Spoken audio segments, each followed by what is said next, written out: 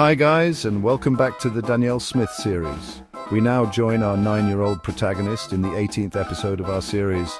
It is called Danielle Smith's Fairytale Adventure. One fine day, Danielle was out for a walk when she came to the woods and decided to cut through, as it was the quickest way to get home. As she walked through the woods, she started to feel this strange sensation in her bones as her hair began to gently blow, as if by a gentle breeze, which there wasn't one. Her knees began knocking as though she was scared, which she wasn't, and her fingers began twitching as though she was nervous, which she wasn't, but she was confused as her world began to rapidly change around her. She soon found herself standing in the same spot, or was she? Curious as to what was going on because things were different here. She could see, feel, and hear it. She saw it as a young girl in a red-hooded cape came walking through and was stopped by a wolf that tried to take her cakes. She picked some flowers and discreetly helped her to replace her basket with one full of flowers before watching as the wolf snatched the new basket thinking it was the original. The wolf spat out the flowers and ran away. The girl thanked her and went on her way. It was then she realized who she'd just helped. It was Little Red Riding Hood.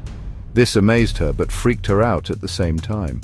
As she carried walking through the woods, she heard some trouble going on, which she saw when she came to a bridge.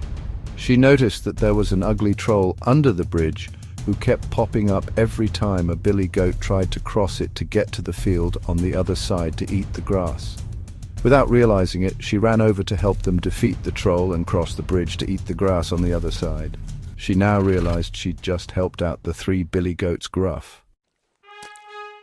She was starting to realize that she'd experienced a universal shift and was now in a fairy tale world, which was confirmed as she witnessed 2 children who were brother and sister having trouble with a haggard old witch who was trying to lure them into her house, which was made out of gingerbread. Alarm bells rang in her head, and she charged in to save them from her by shoving the witch into her own oven. She knew they were Hansel and Gretel. They thanked her and showed her on her way. After a while, she came to a clearing where, 3 things were going on at the same time. Ahead of her stood a tall tower, and there was a princess letting her hair down so a knight could climb up and rescue her. Off to her right, a young queen was eavesdropping as a little sprite was singing to himself, accidentally letting slip his name for all to hear. And then, to her left, a girl in a shimmering ball gown and glass slippers was just boarding a coach made from a pumpkin drawn by white horses that had once been mice.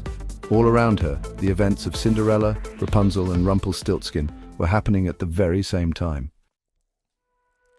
Cinderella recognized her from a previous adventure that led to them meeting.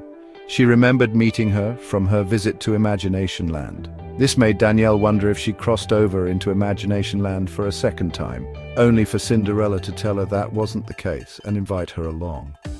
Deciding it would be best for Cinderella's story to play out as normal, she politely declined and sent her on her way. As an evil queen approached her with a poison apple, a boy swooped down, grabbed her and flew her to safety.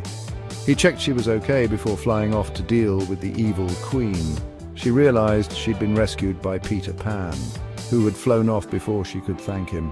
All this made her feel faint and she passed out.